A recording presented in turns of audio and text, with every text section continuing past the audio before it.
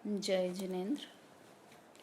नमो अरिहन्ताणं नमो सिद्धाणं नमो आयर्याणं नमो उवज्झायाणं नमो लोये सव्वसाहुणं ऐसो पंच नमो यारो सव्व पावपणाशनु मंगलारं च सव्वेसिं परमं हवै मंगलम्। आज से हम बालबोध पाठमाला भाग 3 प्रारंभ कर रहे हैं। इसका पीडीएफ मैं आपको भेज दूंगी, तो सुनते समय उसको पीडीएफ को खोल के वह पाठ खोल के सुने तो ज़्यादा अच्छे से लाभ मिलेगा। इसमें पहला पाठ देव दर्शन का है। बहुत ही सुंदर स्तुति की हुई है, किंतु हम इसका अर्थ नहीं करेंगे, किंतु रोज इसकी एक एक पैराग्राफ रोज इसका बोल देंगे। तो आज पहला पैराग्राफ बोलते हैं। इसमें 4 पैराग्राफ हैं। बहुत सुंदर स्तुति क्यों है? क्योंकि इसमें पहले पैराग्राफ में क्या बताया है कि मैं दुखी हूँ। हम किसी अपने से मिलते हैं तो सबसे पहले क्या बताते हैं कि मैं बहुत दुखी हूँ, है ना। तो इसमें भी हम भगवान के पास गए कि पहले तो प्रसन्नता व्यक्त की कि आप मुझे मिल गए, और फिर अपने सारे दुख भगवान को बता दिए। दूसरे पैराग्राफ में कि आपके दर्शन करने के बाद मुझे सम्यक दर्शन की प्राप्ति हो गई। तो दूसरे पैराग्राफ में सम्यक दर्शन की बात की है।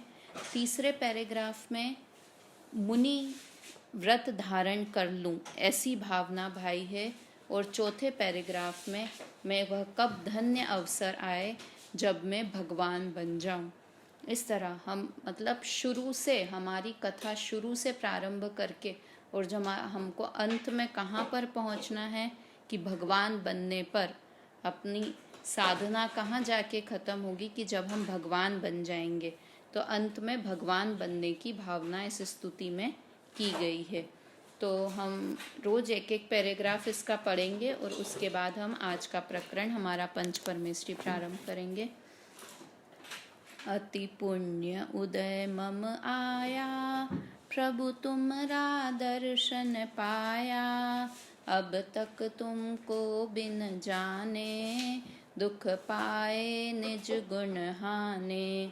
पाए अनंते दुख अब तक जगत को निज जान कर। सर्वज्ञ भाषित जगत हित कर, धर्म नहीं पहचान कर। भव बंध कारक सुख प्रहारक, विषय में सुख मान कर। निज पर विवेचक ज्ञानमय, सुख निधि सुधा नहीं पान कर। क्या है पहली लाइन? अति पुण्य उदय मम आया, प्रभु तुमरा दर्शन पाया। अभी कोरोना के समय तो वाकई ये लाइन सही लगती है कि हर कोई भगवान के पास पहुंच भी नहीं सकता। हर कोई और हर कभी हर किसी व्यक्ति के बस की बात नहीं है कि उसे रोज भगवान के दर्शन मिल जाएं, और हर समय हर व्यक्ति को मिल जाएं ऐसा भी नहीं है। हमको क्या लगता है कि भगवान के दर्शन तो बहुत इजीली मिल जाते हैं, 24 घंटे तो भगवान मंदिर में है, जब इच्छा हो तब दर्शन करने चले जाएं। किंतु हमारे महापुण्य का उदय होता है तब हमें भगवान के दर्शन करने को मिलते हैं। कितने तड़प रहे हैं अभी भगवान के दर्शन करने जाने के लिए, किंतु पाप का उदय, अति पाप का तीव्र उदय चल रहा है कि भगवान के दर्शन करना भी मुश्किल हो रहा है। तो अति पुण्य का उदय होता है, वही जीव को भगवान के दर्शन मिलते हैं। तो आज मेरे अति भगवान के सामने जब हम पहुंच गए और हमने देव स्तुति की, तो सबसे पहले तो अपने आप को धन्य बताया कि भगवान मैं आज धन्य हो गया कि मुझे आज आपके दर्शन करने को मिल गए। फिर हमने क्या किया उसके बाद? अपने दुख बताए कि अब तक तुमको बिन जाने, दुख पाए निज गुण हाने। कि आपको जाने बिना जो जो मैंने दुख पाए हैं वह मैं आपको बताता हूँ। पाए अनंते दुख अब तक जगत को निज जान कर। भगवान को बताने की ज़रूरत है? भगवान तो सब कुछ जानते हैं, केवल ज्ञानी है, सर्वज्ञ है। हमने पहले बात की है कि हमारे भगवान कैसे हैं। तो फिर अपना टाइम क्यों वेस्ट कर रहे हैं, और भगवान का भी टाइम वेस्ट कर रहे हैं। उनको अपने दुख बताकर हम अपना टाइम वेस्ट कर रहे हैं, और उनको सुनवा के उनका टाइम वेस्ट कर रहे हैं। तो क्या है कि दुख पता होता है, भगवान तो केवल ज्ञानी है, उन्हें सारे दुख पता हैं। किंतु अगर अपने दुख किसी से कह दो तो मन हल्का हो जाता है। तो है ना, बहुत भर गया हो मन, किंतु किसी से अपना मन की बात शेयर कर लो, अपने दुख बता दो, तो वह अपना मन हल्का हो जाता है। और वैसे भी हम डॉक्टर के पास जाते हैं तो भी क्या है, डॉक्टर तो हमारी नर्व्स देखते हैं और उनको समझ में आ जाता है कि हमें क्या प्रॉब्लम है। किंतु फिर भी हम एक बार खांसे और उनको समझ में आ गया कि इसको खांसी है, ऐसा है, किंतु फिर भी हम पूरा दुख उनको बताते हैं कि नहीं, कि डॉक्टर साहब ऐसे होता है, ऐसे होता है, खांसी आती है, रात के समय ज़्यादा आती है, सुबह ऐसा होता है।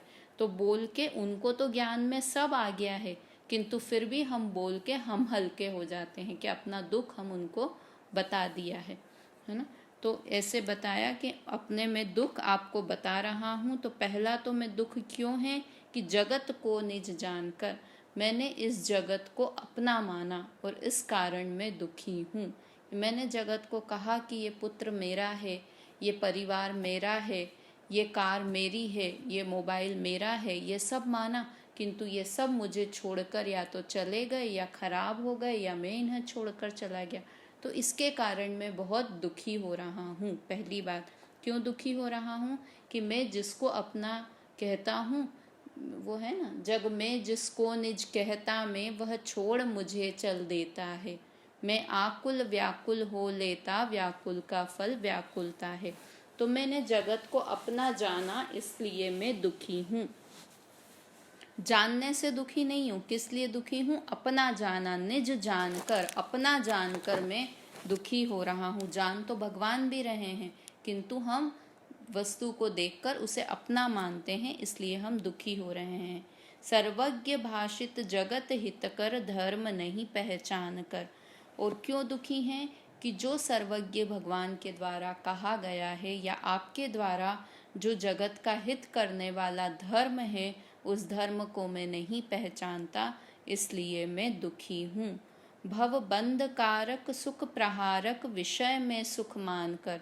और मैं क्यों दुखी हूँ, क्योंकि मैंने विषयों में सुख माना। कौन से विषय, 5 इंद्री के विषय। स्पर्शन इंद्री का विषय की गर्मी है, ऐसी चला लो। रसना इंद्री का विषय, रोज अच्छा अच्छा खाने के लिए, ऐसे 5 इंद्रियों के विषयों में मैंने सुख माना। और वो विषय कैसे हैं, ये विषय की विशेषताएं बताइए। भव बंध कारक सुख प्रहारक, वो विषय कैसे हैं, भव का बंध कराने वाले हैं, अर्थात संसार में बांधने वाले हैं। और सुख प्रहारक अर्थात सुख का नाश करने वाले हैं। निज पर विवेचक ज्ञानमय, सुख निधि सुधा नहीं पान कर। और जो स्व और पर, निज और पर को बताने वाला ज्ञान है, स्वपर भेद विज्ञान है, उसका ज्ञान नहीं किया, और सुख निधि सुधा नहीं पान कर। और सुख की निधि को मैंने अभी तक पान, सुख निधि सुधा नहीं पान कर, उस अमृत का, सुख अमृत का मैंने अभी तक पान नहीं किया है।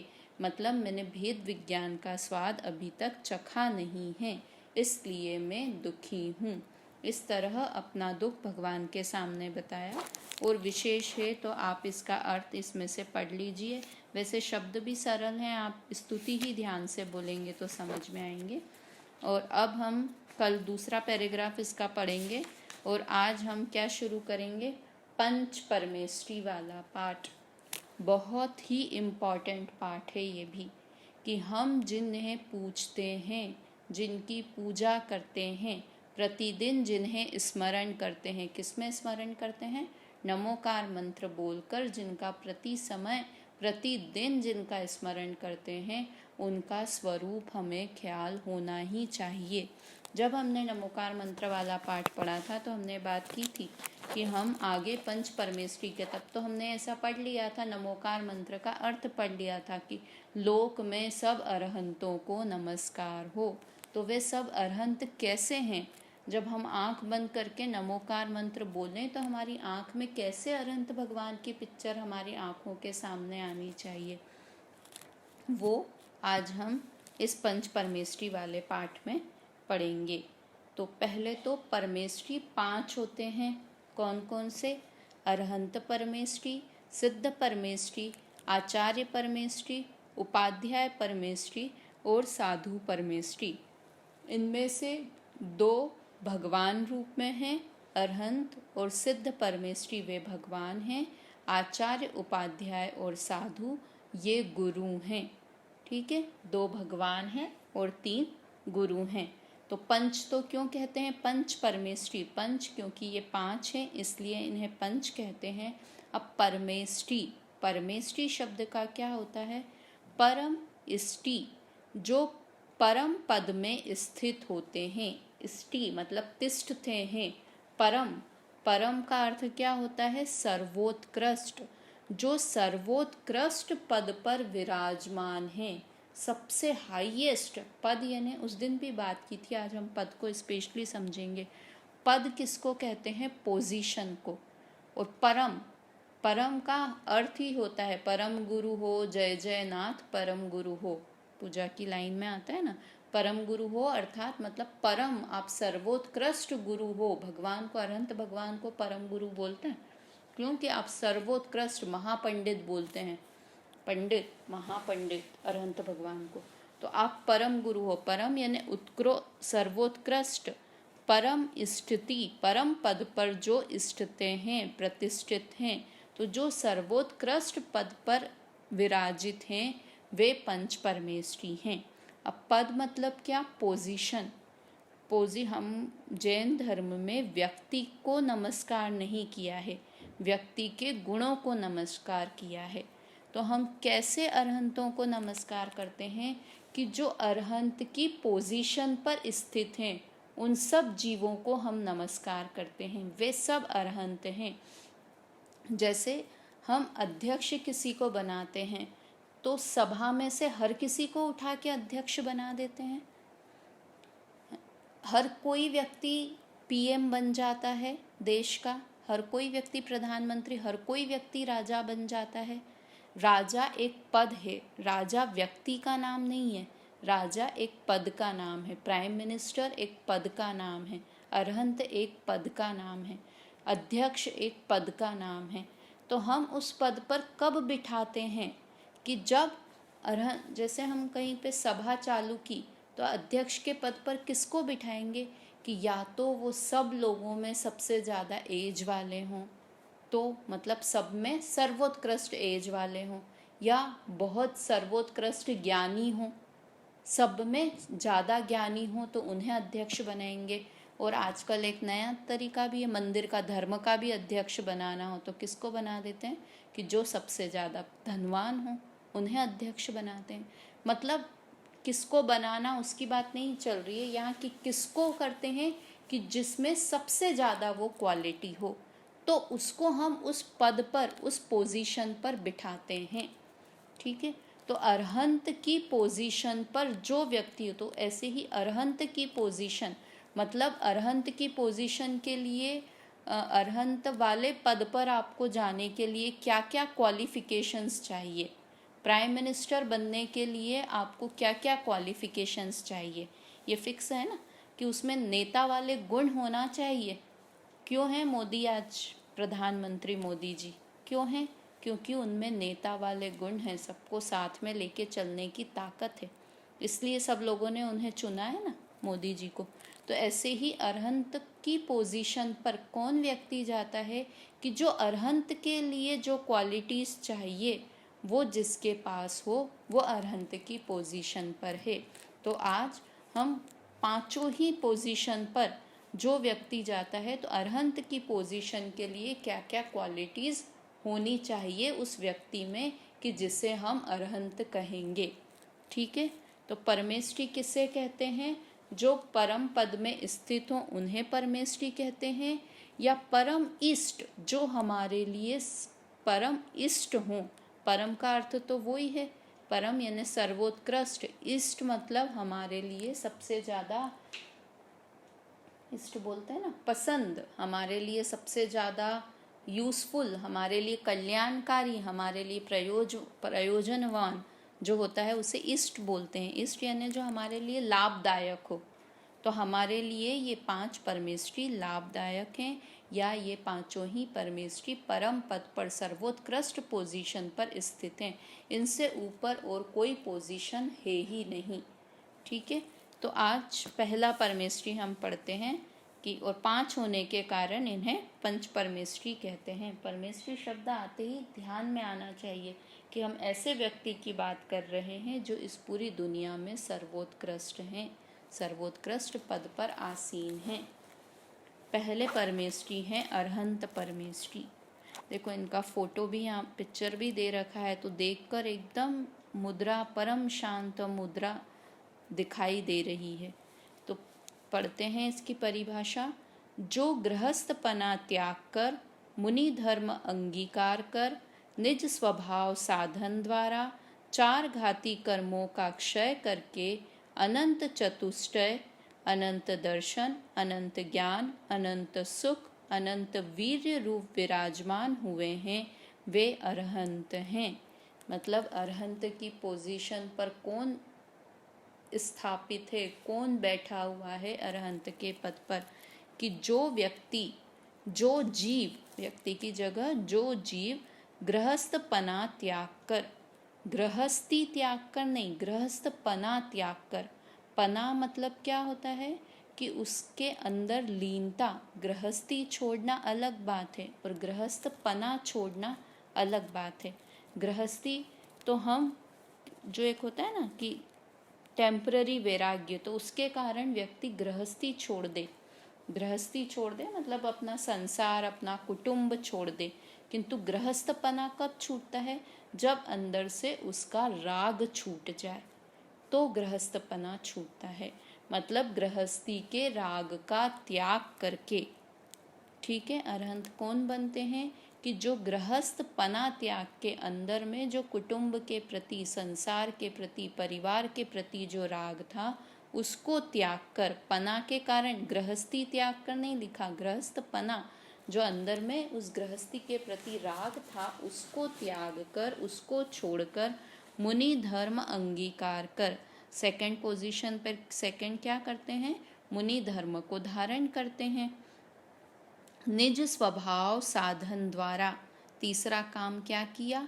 अपने स्वभाव का साधन लिया, अपने स्वभाव का आश्रय लिया। मतलब कौन से साधन से वे अरहंत बने? कि निज स्वभाव, अपने स्वभाव के साधन से। अपने स्वभाव, साधन यानी उत्पादक सामग्री को साधन कहते हैं।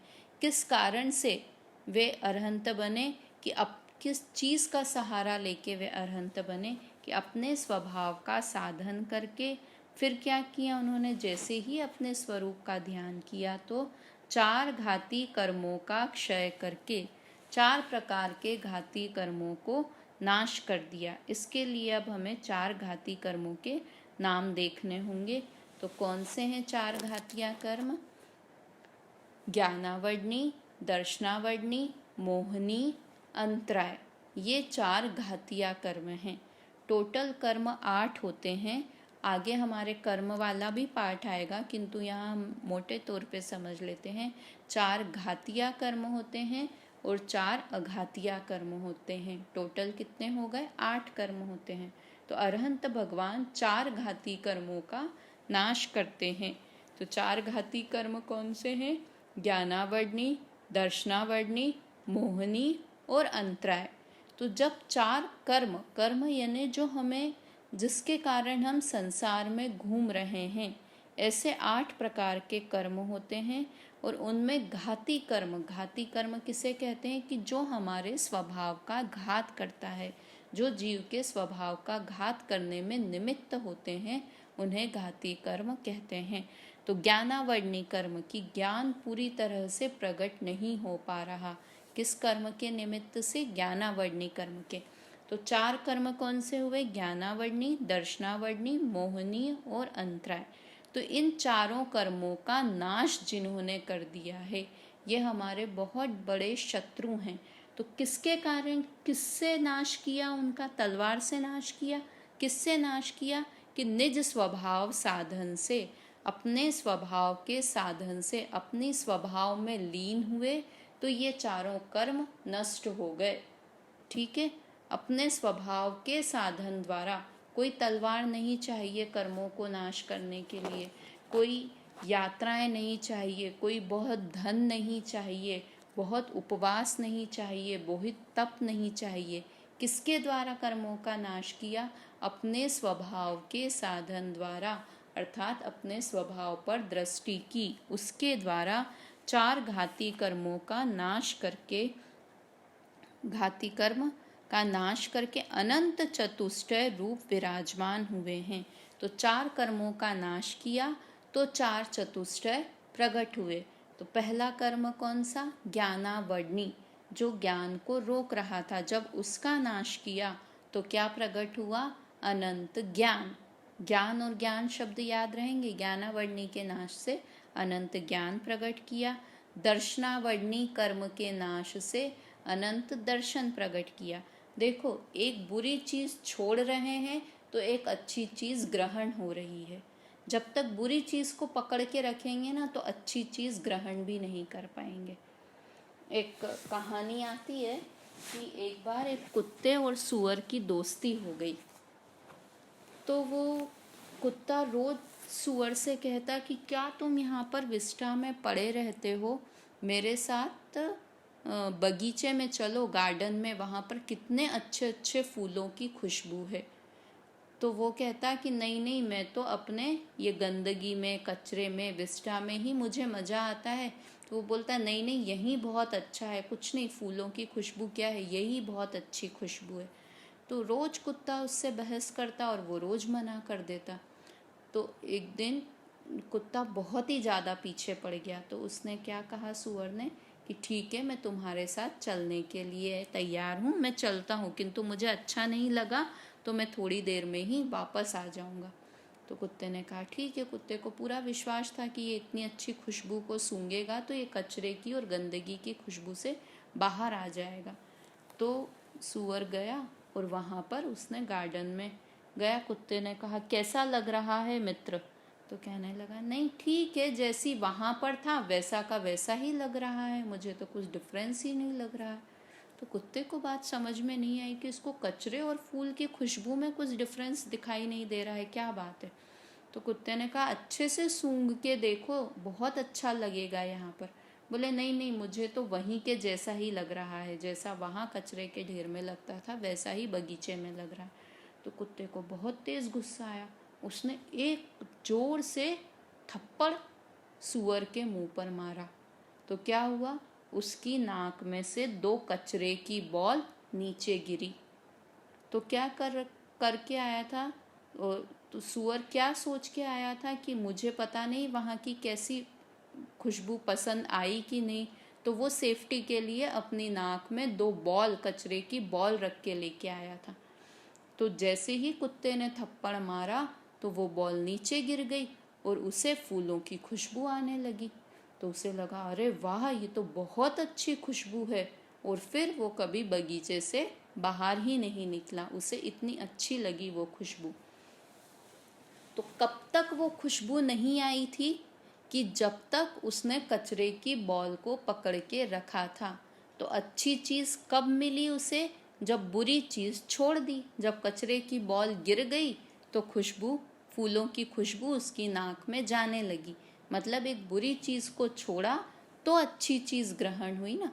तो वैसे ही चार कर्मों का नाश किया तो चार अच्छी चीज़ें प्रकट हो गई, या उल्टा बोलें, चार अच्छी चीज़ें प्रकट हुई तो चार बुरी चीज़ें अपने आप नष्ट हो गई। क्योंकि हम कर्म का नाश नहीं कर सकते, हमारे हाथ में क्या है कि हम स्वभाव का आश्रय ले सकते हैं।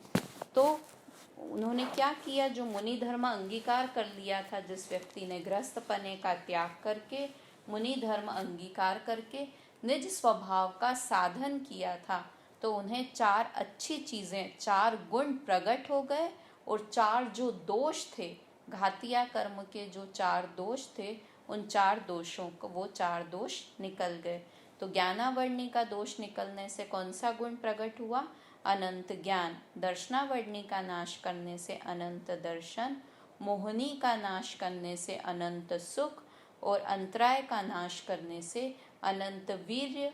ऐसे 4 गुण जिन्हें प्रकट हो गए और अनंत चतुष्टय, इन 4 को ही शॉर्ट में क्या बोलते हैं? अनंत चतुष्टय। अनंत अर्थात जिसका अंत नहीं है, ऐसा अनंत ज्ञान जिन्हें प्रकट हो गया। अनंत सुख, जिस सुख का अंत ही नहीं है। सुख सुख सुख। अभी हमारे साथ कैसा होता है? सुख आते हैं, दुख आते हैं, है ना? सुख आते हैं, दुख आते हैं, मतलब जीवन में ये सुख दुख आते जाते रहते हैं। बहुत सारे गाने भी बने हुए हैं सुख दुख के ऊपर। तो हमको कैसा है? कभी सुख है, कभी दुख है, कभी दुख है, कभी सुख है। किंतु उन्हें कैसा है? भगवान को अनंत सुख, मतलब सुख सुख सुख सुख सुख, हमेशा सुख ही सुख जिनके प्रकट हो गया है, ऐसे अनंत चतुष्टय रूप जो विराजमान होते हैं, उन्हें अरहंत परमेष्ठी कहते हैं।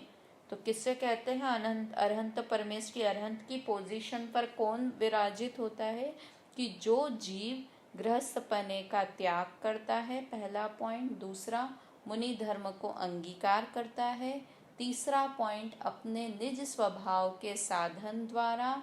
चौथा पॉइंट, 4 घाती कर्म का नाश करता है। और 5वां पॉइंट, अनंत चतुष्टय प्रकट करता है। वह जीव अरहंत की पोजीशन के योग्य है।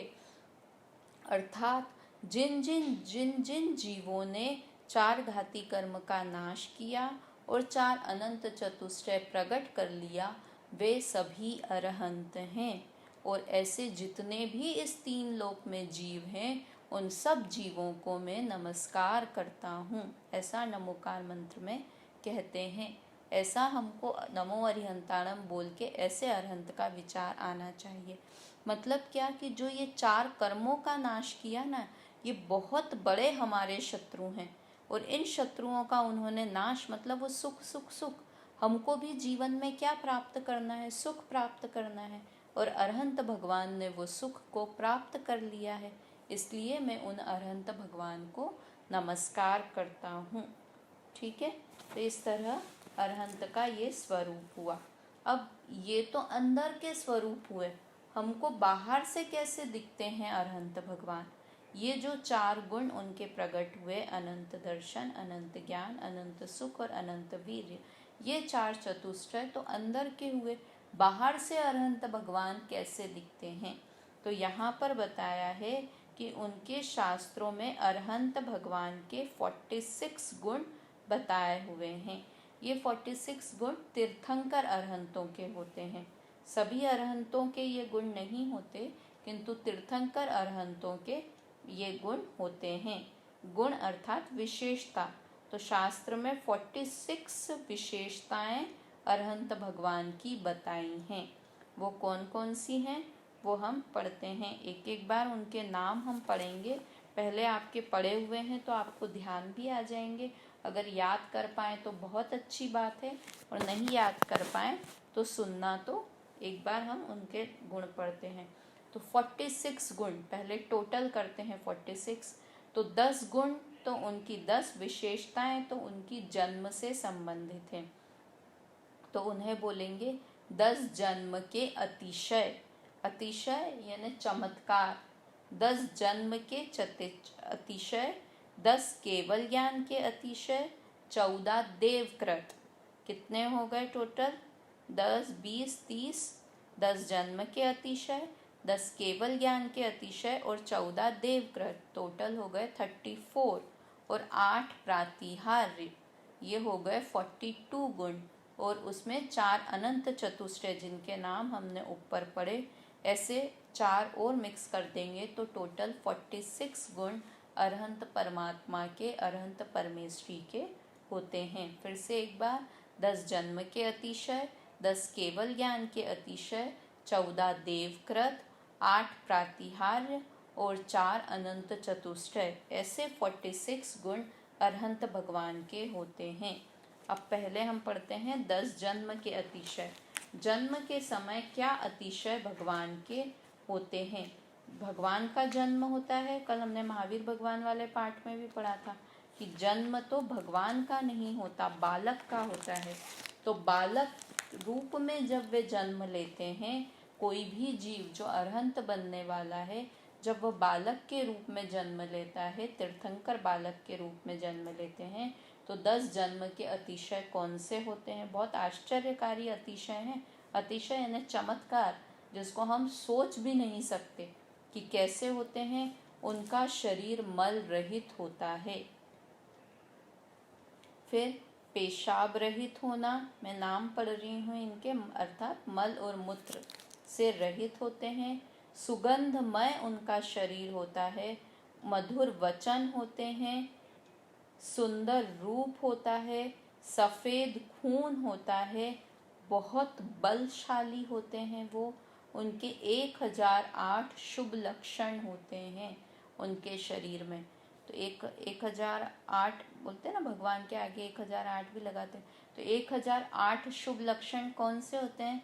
जैसे अपन बोलते हैं ना, किसी बच्चे को देख के ही नहीं बता देते हैं लोग कि ये बहुत भाग्यशाली बच्चा निकलेगा। ये ऐसे बालक को देख के ही लोग बता देते हैं कि उसका लंबा सर होना, बड़ा सर, बड़े सर होना अच्छी सरदार की निशानी है, अच्छे की निशानी है।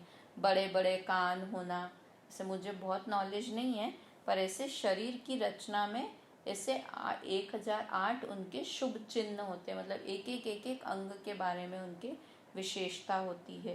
तो कितने हो गए? मल रहित, दूसरा मूत्र रहित, तीसरा सुगंधित शरीर, चौथा मधुर वचन। उनके वचन, वो जब भी बोलते हैं, कुछ भी बोलेंगे तो ऐसा लगेगा अमृत झर रहा हो। वो बच्चा, बालक, तीर्थंकर जब कुछ बात बोलेंगे तो ऐसे लगेगा एकदम उनके वचन मधुर वचन। तो चौथा है मधुर वचन, पांचवा है 1008 शुभ लक्षण, छठा है सुंदर रूप, सातवा है सफ़ेद खून, आठवां है अनंत बल, बहुत सारा बल होना शारीरिक में, 8 हो गए। नवा है समर चतुर संस्थान। समर चतुर संस्थान, संस्थान यानी शरीर की आकृति को संस्थान कहते हैं। तो समर चतुर मतलब सारे उनके जितने भी अंग हैं वो सब सम हैं, मतलब जितने होने चाहिए उतने ही हैं। मतलब उनके नाक नक्शे, हाथ पैर सब एकदम रेशो में है, लेवल में है। बहुत लंबे हाथ नहीं है, बहुत लंबे पैर नहीं है, लंबी मतलब जो होते हैं ना कि एकदम एवरेज है। मोटी गर्दन नहीं है, जैसे भी अब जो भी समझ जाए आप कि उनकी शरीर की आकृति एकदम रेशो प्रपोर्शन में है, पूरी प्रॉपर है। तो उसको बोलते हैं सम चतुर संस्थान। और एक और है वज्र वृषभ नारस सहनन। सहनन किसको कहते हैं? शरीर की हड्डी के बंधन को, हड्डी की ताकत को। तो उनका सहनन कैसा है? वज्र वृषभ, वज्र की तरह। वज्र सबसे भारी जो आयुध होता है ना, वो किसका? इंद्र का वज्र होता है शायद।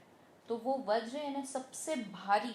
तो उनकी हड्डियां कैसी है? वज्र के जैसी भारी हैं। वज्र वृषभ, वृषभ यानी बोलते हैं बेल को।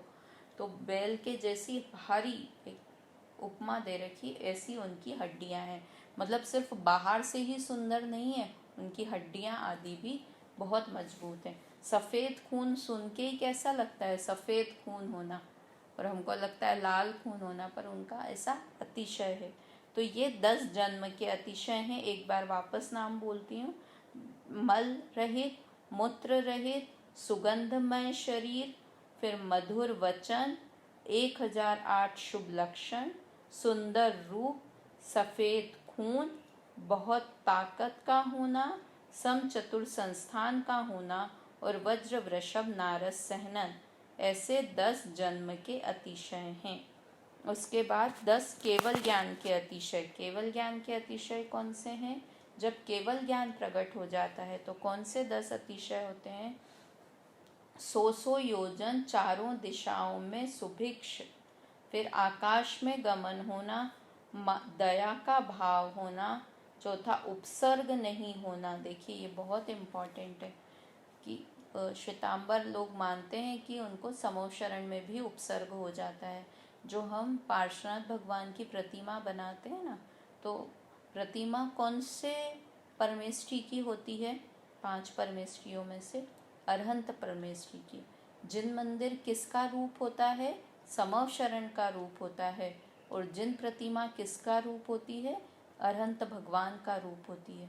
तो हम प्रतिमा बनाते हैं पार्श्वनाथ भगवान की। तो पार्श्वनाथ भगवान पे जब वे अरहंत हो गए थे तब उसने कमठ के जीव ने उपसर्ग किया था और धर्मेंद्र पद्मावती ने उनकी रक्षा की थी? तो नहीं, जब वे मुनि अवस्था में थे ना, तब उन पर कमठ के जीव ने उपसर्ग किया था।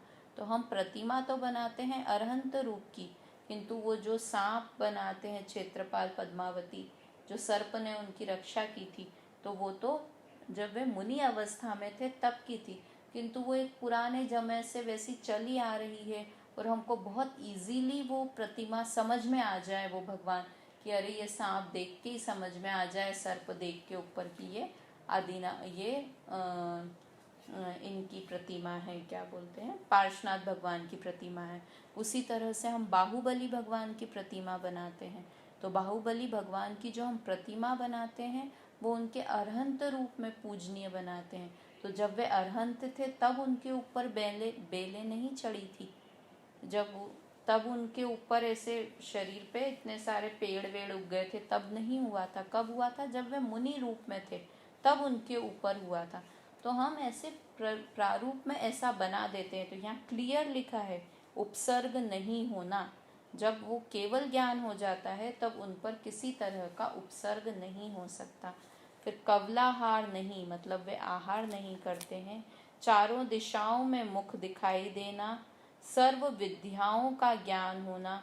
सब विद्याओं का ज्ञान मतलब तो केवल ज्ञान ही हो गया है ना, कोई भी ऐसी चीज़ नहीं है कि जिसका उन्हें ज्ञान नहीं है। ये एक अतिशय है, आश्चर्यकारी चीज़ है, एक वो है ये भगवान का अतिशय है, चमत्कार है। फिर शरीर की छाया नहीं पड़ना, नाखून और केश का नहीं बढ़ना। देखो, केश पहले तो बढ़ते थे, किंतु जब भगवान बन जाते हैं तो उनके नाखून और केश दोनों बढ़ना बंद हो जाते हैं। नेत्रों की पलकों का नहीं झपकना। हमारे भगवान आँख बंद करके नहीं रहते हैं। कैसी है भगवान की दृष्टि? नासाग्र दृष्टि है। तो ऐसी नीची नाक की तरफ देख रहे हैं तो ऐसे पलक झपकते होंगे, तो ऐसा नहीं है। नेत्रों की पलक झपकना बंद हो जाती है। ऐसा अतिशय केवल ज्ञान का होता है। ये 10 अतिशय के एक बार वापस नाम पढ़ती हूँ। 100 योजन तक चारों दिशाओं में सुभिक्ष होना, आकाश में गमन होना, दया का भाव होना। मतलब दया का भाव यानी क्या? उनमें तो होता ही है, किंतु जो समव शरण में बैठते हैं ना जीव, उनमें भी आपस में किसी में द्वेष भावना नहीं होती। ऐसे 12 सभा लगती है समव शरण में, तो वहाँ पर मनुष्य जैसे मेरी किसी से लड़ाई हो, किसी से झगड़ा हो, तो जो 12 सभाएं होती है ना, उसमें एक मनुष्य का कोटा होता है, देवों का होता है, तिर्यंच का एक होता है, ऐसे। तो मनुष्य के में कोई मेरा बहुत बड़ा दुश्मन हो, वो मेरे बाजू में आके बैठे, किंतु फिर भी मुझे उस पर झगड़ा नहीं आएगा, आपस में प्रेम रहेगा हम दोनों में, उस समय द्वेष भाव खत्म हो जाएगा। वैसे ही तिर्यंच गति के सारे जीव एक ही कोटे में, एक ही सभा में बैठते हैं 12 सभा में से, किंतु उनका भी आपस में वैर भाव खत्म हो जाता है, आपस में दया का भाव रहता है ना। तो दया का भाव होना, फिर उपसर्ग नहीं होना, कवलाहार नहीं होना। ये बहुत इम्पॉर्टेंट है, उपसर्ग नहीं होना, कवलाहार नहीं होना, क्योंकि आहार भी मानते हैं कई लोग भगवान के। तो भगवान की वो शरीर टिकेगा कैसे? इतने दिन तक, 30 वर्ष तक वो उपदेश देते रहे महावीर भगवान समव शरण में, तो बिना आहार के शरीर टिका रहा कि हाँ भाई उनका परम औदारिक शरीर हो जाता है, तो उसे आहार की ज़रूरत ही नहीं पड़ती है। तो कवलाहार नहीं होना, चारों दिशाओं में मुख दिखाई देना। भगवान एक ही होते हैं। समव शरण की आपने कहीं रचना भी देखी होगी ना, कि चारों तरफ भगवान का मुख दिखाई देता है। तो भगवान एक ही होते हैं, किंतु सबको कैसे? क्योंकि राउंड सभा होती है ना, तो अगर नहीं तो कोई पीछे उनकी पीठ की तरफ बैठना ही नहीं चाहेगा कि मेरे को तो भगवान की पीठ दिखेगी, तो कौन बैठना चाहेगा पीछे? तो फिर सीधी सभा बनानी पड़ेगी, गोल समोशरण नहीं बन सकता। तो ये ऐसा इंद्र जब समोशरण की रचना करते हैं तो ऐसा अतिशय कर देते हैं कि चारों दिशाओं में भगवान का मुख, भगवान चार नहीं होते, हमको तो यहाँ हम जब समोशरण बनाते हैं तो ऐसा बनाना पड़ता है, तो भगवान एक ही होते हैं, किंतु उनका ऐसा अतिशय हो जाता है कि चारों दिशाओं में जिस एंगल से देखेंगे ना, जैसे इस तरफ मनुष्य बैठे हैं तो मनुष्यों को लगेगा भगवान हमको देख रहे हैं, तिर्यंच को लगेगा भगवान हमें देख रहे हैं, देवों को लगेगा भगवान हमें देख रहे हैं। तो इस तरह से चारों दिशाओं में मुख दिखाई देना, सर्व विद्याओं का ज्ञान होना, शरीर की छाया नहीं पड़ना, नाखून और केश का नहीं बढ़ना और नेत्रों की पलक का नहीं झपकना, यह 10 केवल ज्ञान के अतिशय हैं। अब 14 देवकृत, जो देवों द्वारा, ये तो 10 जन्म के अतिशय, 10 केवल ज्ञान के अतिशय, ये तो खुद भगवान के ही ऐसा पुण्य का उदय होता है कि इस तरह के अतिशय प्रकट हो जाते हैं, इस तरह के चमत्कार। किंतु देवों द्वारा कौन से अतिशय प्रकट होते हैं कि अर्ध मागधी भाषा का होना, सकल जीवों में मैत्री भाव, जो मैं ये ऊपर दया का भाव बोल रही थी ना, तो वो ये यहाँ पर देवकृत अतिशय में लिखा है कि सब जीवों में तिर्यंच गति में वहीं पर ही शेर भी बैठा है, गाय भी बैठी है। नॉर्मल में अगर शेर को कोई दिख जाए गाय, तो वो 1 मिनट भी छोड़ेगा गाय को या हिरण को छोड़ेगा? तो उस सभा में शेर भी है और हिरण भी है, किंतु आपस में उन सबके मैत्री भाव है। तो सकल जीवों में मैत्री भाव का होना, सब ऋतु के फल फूलों का एक साथ फलना, दर्पण के समान भूमि का स्वच्छ होना, मंद मंद सुगंधित हवा चलना, सब जीवों को आनंद देने वाली भूमि होना, गंधोदक की वृष्टि करना, भगवान के चरणों के तले 225 कमलों की रचना होना। जब समोशरण आगे चलता है तो उनके आगे आगे कमल की रचना होती जाती है। आकाश का निर्मल होना, देवों का जय जयकार शब्द, पूरे समय जय जय जय ऐसे शब्द आते रहना, धर्म चक्र का आगे आगे चलना, समोशरण के आगे एक धर्म चक्र चलता रहता है। यह किसके द्वारा होता है? देवों द्वारा यह अतिशय किया जाता है। अष्ट मंगल द्रव्यों का होना, पवन कुमार के ये मंगल द्रव्य कई जगह रखे होते हैं भगवान के सामने या नीचे वेदी में बने हुए भी होते हैं। दर्पण होता है, झारी होती है, इस तरह के 8 मंगल द्रव्य होते हैं। पवन कुमार जाति के देवों का भूमि के द्वारा भूमि का निर्मल करना, है ना, और समस्त जीवों का आनंदमय होना, ये 14 देवकृत अतिशय हैं। उसके बाद है अष्ट प्रातिहार्य, 8 प्रातिहार्य।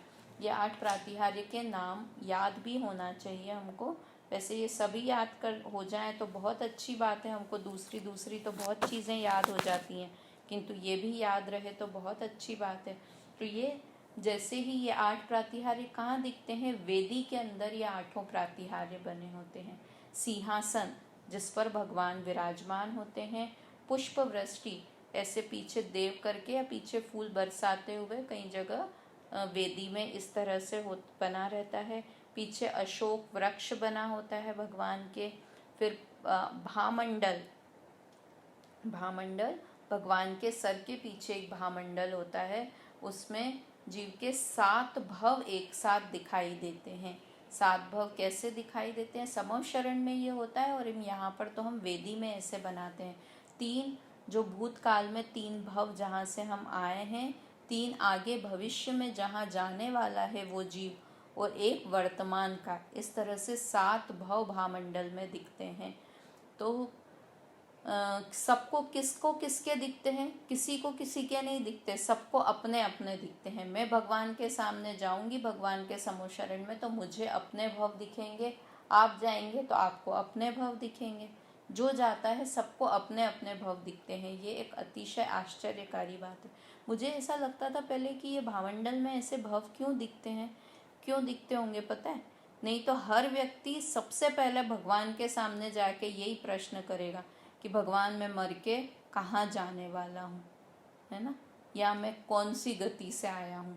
तो आप ऐसे छोटे मोटे प्रश्न पूछ के टाइम मत वेस्ट करो भगवान का। इसलिए भावमंडल में ये सारे भाव दिख जाते होंगे। भगवान से वही कि आपको इतने 3 लोक के नाथ भगवान मिले, तो उनसे कुछ अच्छी अच्छी ज्ञान की बातें सुनने को मिले, तो उसके लिए ऐसा मुझे लगता है, ऐसा कहीं ग्रंथों में आया नहीं, पर इसलिए भावमंडल, क्योंकि सबसे पहला प्रश्न ही ये होगा जाके कि भगवान मैं मर के कहाँ जाने वाला हूँ। तो ऐसे भावमंडल, सर के पीछे भावमंडल होता है। दिव्य ध्वनि, फिर दुंदुभियों का बजना, 3 छत्र का होना और 64 चंवर का होना, ये 8 प्रातिहार्य होते हैं। वापस से एक बार, सिंहासन, पुष्प वृष्टि, अशोक वृक्ष, भामंडल, दिव्य ध्वनि, दुंदुभी, बाजों का बजना, 3 छत्र और 64 चंवर। 3 छत्र ऊपर होते हैं। 3 छत्र किसके सूचक हैं? कि ये 3 लोकों के नाथ हैं। उस दिन बात की थी कि छत्र कैसे होते हैं, सबसे बड़ा सबसे ऊपर, फिर उससे छोटा और फिर सबसे छोटा, ऐसे 3 छत्र लाइन से भगवान के सर पे होते हैं। ठीक है, वापस एक बार, सिंहासन, पुष्पवृष्टि, अशोक वृक्ष, भामंडल, दिव्य ध्वनि, दुंदुभी बाजे, 3 छत्र और 64 चंवर, ऐसे 8 प्रातिहार्य होते हैं। और 4 अनंत चतुष्टय। अनंत चतुष्टय के नाम तो हमने पढ़े ही थे। कौन कौन से अनंत चतुष्टय? अनंत दर्शन, अनंत ज्ञान, अनंत सुख और अनंत वीर्य, ये 4 चतुष्टय। इस तरह आज हमने अरहंत परमेष्ठी का वर्णन पढ़ा है। ये थोड़ा इम्पॉर्टेंट पार्ट है, तो इसमें थोड़े दिन ज़्यादा लग जाएं तो भी ठीक है, क्योंकि आगे के पार्ट सरल है। जो पार्ट सरल है हम उनमें कम समय देंगे, किंतु ये इम्पॉर्टेंट पार्ट है, इसलिए इसको ध्यान से पढ़ेंगे। एक बार वापस अरहंत की परिभाषा रिवाइज करके अभी की बात समाप्त करते हैं। अरहंत की पोजीशन पर कौन व्यक्ति है? कि जो गृहस्थपना त्याग कर, मुनि धर्म को अंगीकार कर, अपने निज स्वभाव के साधन द्वारा 4 घाती कर्म का नाश करके और फिर क्या प्रकट करके 4 अनंत चतुष्टय रूप विराजमान हो गए हैं, या 4 अनंत चतुष्टय जिन्होंने प्रकट कर लिए हैं, वे ही अरहंत भगवान हैं। तो 4 घाती कर्म कौन कौन से?